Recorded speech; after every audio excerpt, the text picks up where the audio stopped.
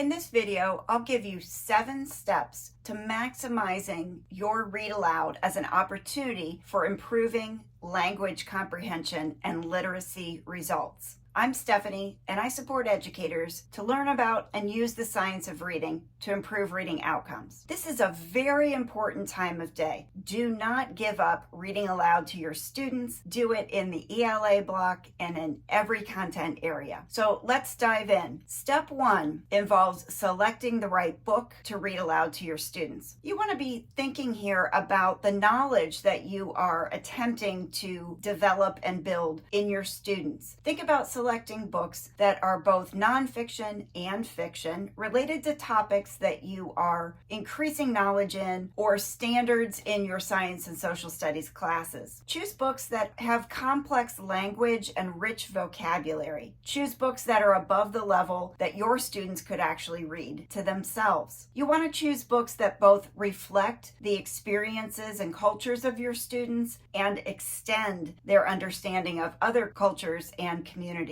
You want to read each day across the week, so rereading the same text. And if you've chosen a longer book to read, each day make a selection of about 200 to 250 words. The second step is to select the words that you will pre-teach the meanings of before you read the selection each day. So this involves choosing what Isabel Beck calls tier 2 words. Words that are central to the understanding of the text, words that your students probably don't already know the meanings of, words that will make them sound smart if they use those words in their conversation and writing. The third step is to make sure that your students have the background knowledge that they need to understand the text that you're about to read to them. So this is not necessarily only activating their prior knowledge, but in many cases you'll have to actually build that knowledge in the first place. So you can do this in a brief way by using objects, by using videos, by clearly communicating the key understandings that students need to have initially so that the new learning has something to be attached to. That's the real value of having background knowledge.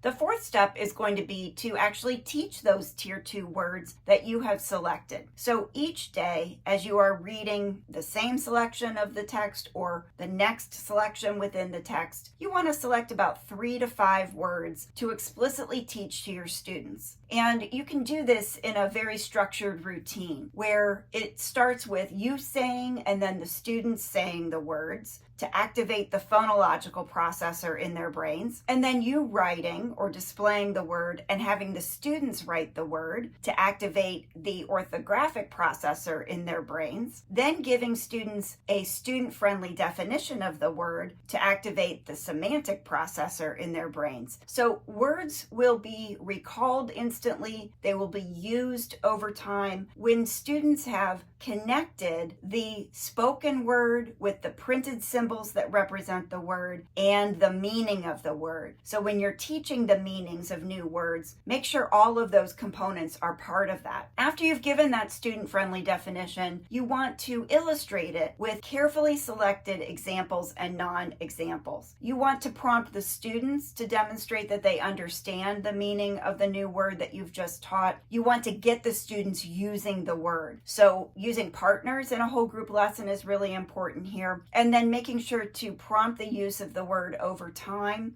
in students' writing. You use the word in oral language, prompt their use of the word in oral language. So lots of sub-steps to that step 4 of teaching new vocabulary. The 5th step to a successful read aloud routine is to read the passage. So now you are at the point of actually prompting students for what they're going to be listening for. Perhaps they're listening for those new vocabulary words you just taught, and you want them to give a thumbs up signal when they hear one. You're guiding discussion and using questions as you are reading through the passage. The sixth step in this read aloud routine is to reread that book or passage a second time the next day. Don't think that you have to move on to a new book or a new story the next day. The second reread can focus on the vocabulary in a different way. It might go deeper in questioning from very concrete kinds of knowledge-based questions to more abstract or inferential questioning that you're doing the second time through the text. And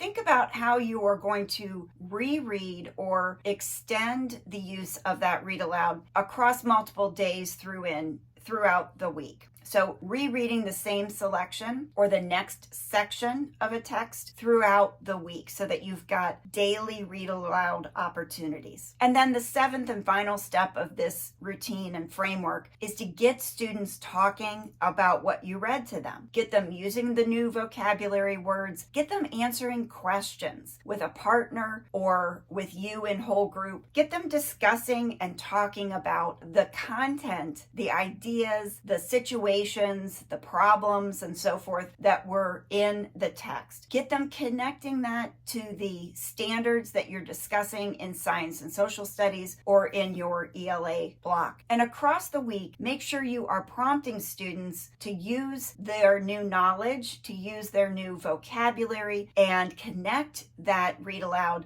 to what students are writing. So if you'd like to learn more about ways to improve reading outcomes by using the science of reading, be sure to subscribe and check out my other videos where I go deeper into MTSS and the science of reading.